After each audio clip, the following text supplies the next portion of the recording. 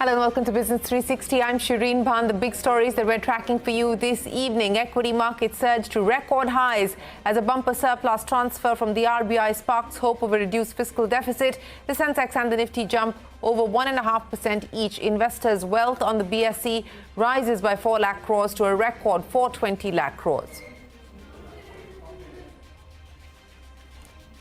Tech giant Infosys says it's currently working on 200 generative artificial intelligence projects, adding that 6 of 8 Infosys employees are being trained on Gen AI at different levels. CEO Salil Parekh tells CNBC-TV18 he has no plans to cut jobs at the company due to the AI push. That's an exclusive. ITC's Q4 numbers largely along expected lines. Flat cigarette volumes, lower FMCG margins drag on net profit, but the core business continues to do well. The company declares a final dividend of 7.5 rupees a share. Total dividend for the year above 13 rupees. At $25 trillion, US chip maker Nvidia is more valuable than Tesla and Amazon combined. The company's shares surged past $1,000 in extended trade following a spectacular set of results. First quarter revenues crossed $26 billion. Revenues from its data center business exploding 427% year-on-year. India's Corporate Affairs Ministry imposes a fine of 27 lakh rupees on LinkedIn and several executives at the company and its parent Microsoft. CEO Satya Nadella also on the list. MC alleges the entities failed to properly disclose the individuals who are significant beneficial owners of LinkedIn India. LinkedIn says it's studying the order. A U.S. court penalizes Byju's director Riju Ravindran for contempt of court, says Ravindran failed to make a serious effort to locate $533 million in loan proceeds that have gone missing. The company calls the move judicial overreach. CNBC-TV18 learns the Karnataka government has written to the External Affairs Ministry to cancel suspended JDS MP Prajwal Revanna's diplomatic passport. Sources add the centre is processing the request. A day before the International Court of Justice rules on South Africa's request to stop the Rafah offensive, Israel steps up its operations in the city. Israel to reprimand the ambassadors of Ireland, Norway and Spain over their government's plan to recognize Palestine as a state. UK Prime Minister Rishi Sunak surprises the country, calls for early general elections in less than 2 months, says he will fight for every vote to prove that only a Conservative government led by him can bring economic stability. At least 4 people have been killed in Kerala due to pre-monsoon rains that caused significant destruction. Several flights delayed and diverted as the Weather Department issues an orange alert in 7 districts.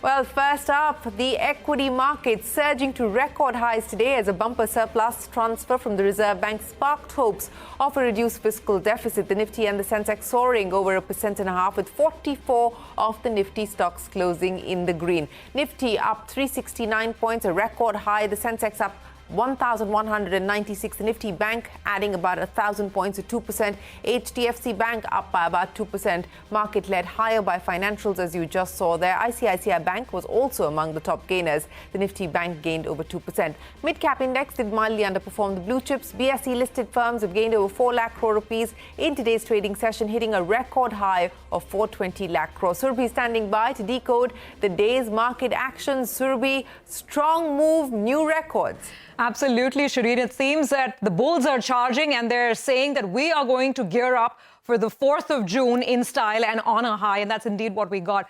In fact, the rally was so breathtaking, 350 points up on the Nifty, that at one point we were just 7 points away from the next milestone, which is 23,000 on the Nifty. So just to dial back a little bit, this is a 1,100-point recovery that we're talking about in a span of just 8 trading sessions. Middle of the month, around 13th of May, is when the Nifty hit its recent low, which was 21,821. And since then, it's been a very swift recovery. I'll come to what changed in just a bit, but first, the Thursday move. Now, on Thursday, it was a lot of domestic economy-facing sectors that were leading from the front. Banks, like you mentioned, auto stocks, a lot of infrastructure names are doing very well. Now, on banks, it's very clear. This big bazooka from the Reserve Bank of India, this mega dividend, that is, making people hope and feel and expect that bond yields will dive even further. The benchmark yield is already below the 7% mark, and it's expected that it will perhaps dip a little further, which could spell more treasury profits, trading gains for bank stocks. And that's what sparked that mega move, 2% up on the bank Nifty, HDFC Bank, ICICI, Axis, SBI, you name it, across the board move. on large banks today. Then the other stocks, I mean, L&T, big auto names like M&M, Aisha, names like Ultratech Cement, etc. I mean, a lot of the economy-facing stocks doing very well. So very wide and fantastic-looking large-cap rally is what we got. By the way, the Adani Group also had a good move, particularly Adani Enterprises and Adani Ports. That's something to put on the board as well. The mid-cap market, yes, some underperformance, but a lot of stock-specific moves, lots of earnings reactions that played out. I must say the PSU party is still on. And while railway stocks are still very much at it, today's big winners were the shipbuilders. I mean, look at Garden Reach Shipbuilder, Cochin Shipyard, Mazgaon Dock. We're talking double-digit gains, in some cases going all the way to 18-20% on some of these names. So absolutely sizzling. The positive sentiment of the day actually even rubbed off on the new listing, which otherwise had a tepid start in the morning. But then it has a lot of star power. We're talking about Go Digit. And finally, there was a gain of around 12% even on that stock. So now coming back to the central point, what changed in the last 8 trading sessions? I'll sum it up in just 4 key pointers over here. Number one, politics. It seems the market is finally getting over those jitters around low voter turnout. And the narrative on the street is as long as there's 272 to about 300, there's political and policy continuity, and the market wants to latch on to that hope. Number two, there's a lot of global catch-up that India has to get onto. US markets have rallied as much as 7% on the NASDAQ. Nvidia, of course, sparking the latest move over there. Crude oil prices have cooled off almost 6% in the last 1 month, and we've been dealing with election jitters. So that catch-up seems to be beginning. Earnings haven't thrown any major negative surprises. The season is almost winding down. And word on the street is that for FY25, Nifty earnings expectations are 13 to 15% growth. So no disappointments over there. And if there was a spark that was needed to trigger the bulls, that came in from the RBI yesterday with that mega dividend of 2 lakh crore rupees. And that really led to that short covering move and that big move that we had on the large cap screen today. Well, will the big move continue through to counting day and beyond? That's the question. So, many thanks for joining us here on CNBC TV18 with your take on the market action. Adani Enterprises is likely to replace Wipro in the sensex as part of the semi-annual rebalancing exercise for the BSE indices. The official announcement is likely tomorrow. The Adani Enterprises stock hitting a 1-year high in trade today. This will be the first for any Gautam Adani-led company entering the 30-share BSE pack. The addition of the stock to the benchmark will result in inflows of $118 million from passive funds tracking the index, according to IIFL Alternative Research, that is. On to a CNBC TV18 exclusive with Infosys CEO Salil Parekh. He says they are currently working on 200 generative artificial intelligence projects. Parekh also says the tech major is not looking at any job cuts on account of the implementation of AI, and that he believes all technologies will coexist in large organizations, adding that 6 of 8 Infosys employees on an average are being trained in AI at different levels. Here's more from Parekh spelling out Infosys' generative AI strategy and the road forward. Working today on 200 projects, but as we go through, as the economic environment changes, we see more and more of this coming to organizations. As the economic environment changes, both for cost efficiency, but also for customer connect growth, generative AI is going to be more and more spreading in large organizations. 6 out of 8 employees at Infosys are getting trained on generative AI and artificial intelligence technologies in different levels, because there are a large number of these new models and there's different ways to work on it. Over the next several years, we'll have more and more people joining us who become experts in generative AI, and we will be serving the world's large organizations. So for us, the ongoing view is an expansion. The discretionary spend, we've not seen a change at the end of Q4 or at the start of Q1. So we will wait and see how that plays out. And based on that, we will see what the environment for recruiting is and what the environment in the future is for digital transformation. Generally, the discretionary spends approach looks similar at the end of Q4, start of Q1. We'd also said on financial services, we see a little bit more activity than we'd seen in Q4. And you can catch that entire conversation with Infosys CEO Salil Parekh at 6:30 p.m. and 9:30 p.m. right here on CNBC TV18. Well, it is the big story today. Nvidia stock touching an all-time high after the artificial intelligence major reported blockbuster earnings, topping street estimates. Record high data center sales amidst booming demand for AI has seen Nvidia's profits soar by 628% on a year-on-year basis. Picture this: the company's market cap is now larger than that of the Italian and Australian stock markets combined. Rima standing by with more on the blowout quarter from Nvidia and the many milestones the company has crossed. Rima. Thanks so much for that. So AI tech giant Nvidia has reported a blowout quarter, cementing its place as a tech powerhouse and a leader of the AI chip revolution. And these are the numbers: record revenues, record profits. Revenues have gone up by 268% year on year, and profits have gone up 628%, surpassing lofty estimates. And with this kind of a performance, yesterday, the stock surged 6% in after-hours trading to cross the $1,000 mark, taking its market capitalization to $2.5 trillion. In fact, the market capitalization of Nvidia has surged 4x since January of 2023. And if you go back in time, its market capitalization was a mere $150 billion in January of 2020. And now we're talking about $2.5 trillion. This is absolutely nothing short of stunning and miraculous. And with this swelling of the market capitalization, Nvidia is now the third most valuable publicly traded company in the United States after Microsoft and Apple.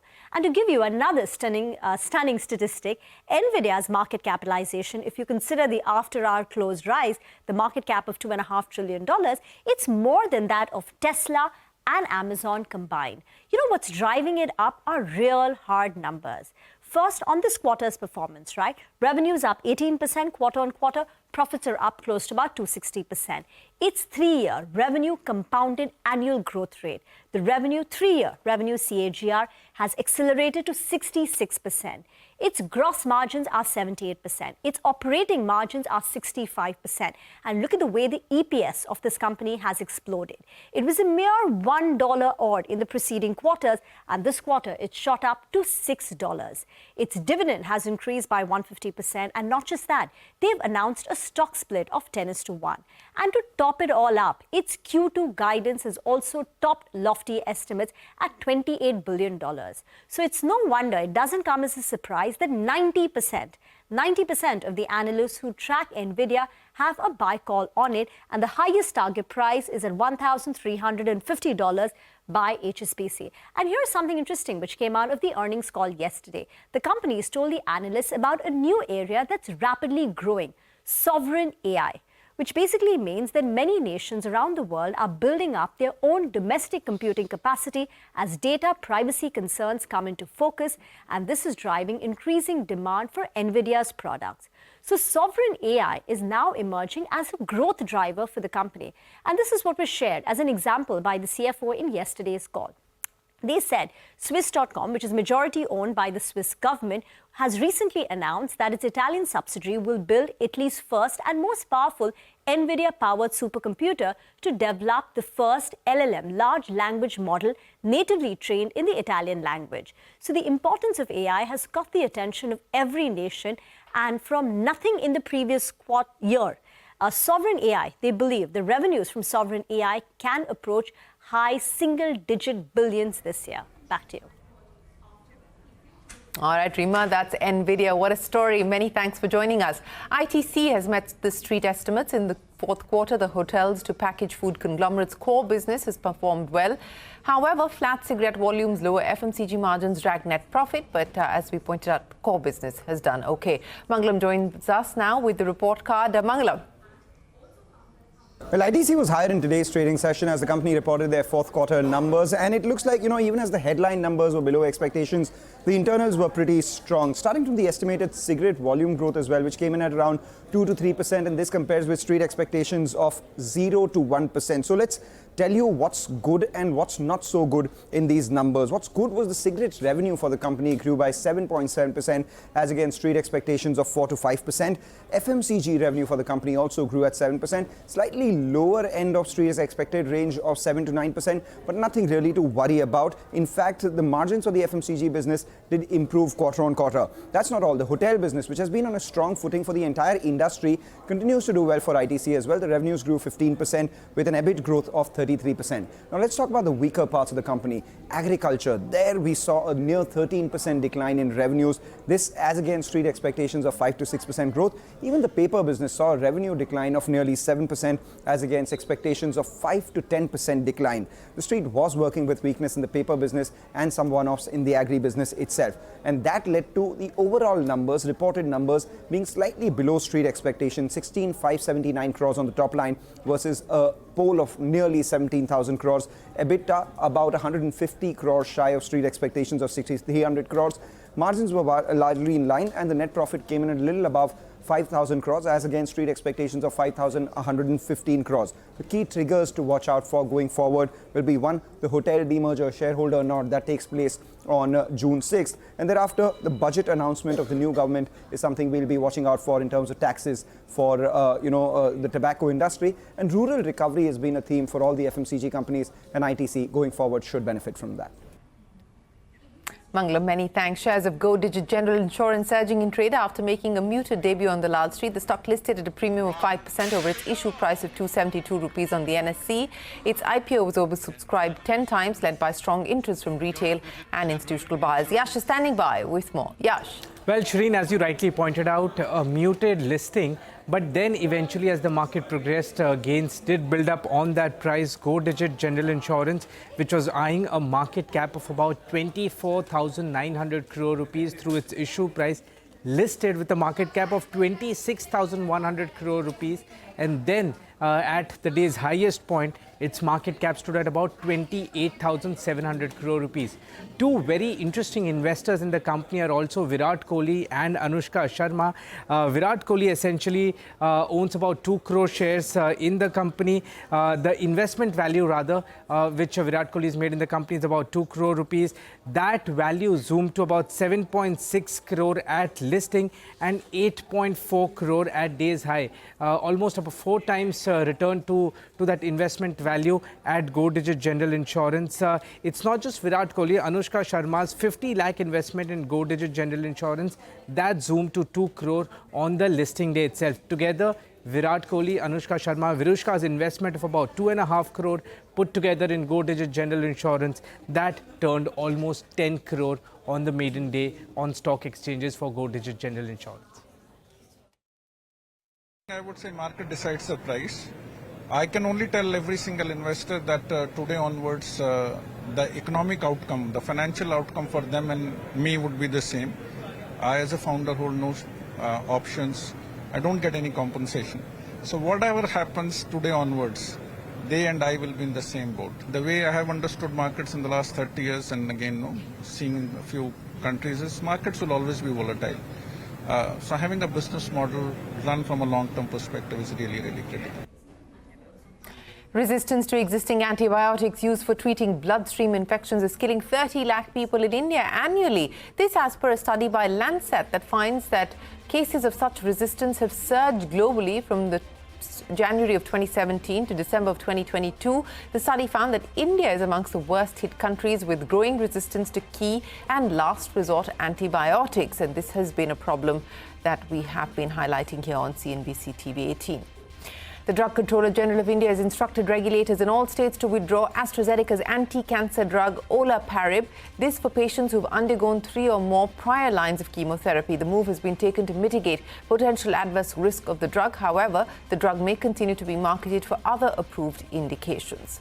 We will head into a break, but up next, a US court penalizes Byju's director Riju Ravindran for contempt of court, says Ravindran failed to make a serious effort to locate $533 million in loan proceeds that have allegedly gone missing. That and more when we return.